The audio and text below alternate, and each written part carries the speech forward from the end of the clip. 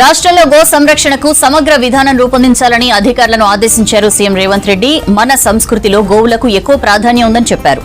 భక్తుల మనోభావాలను దృష్టిలో ఉంచుకోవడంతో పాటు గోవుల సంరక్షణే ప్రధానంగా విధానాలు రూపొందించాలన్నారు. ముందుగా రాష్ట్రంలోని 4 ప్రదేశాల్లో అత్యాధునిక వసతులతో గోశాలలు నిర్మించాలని సూచించారు.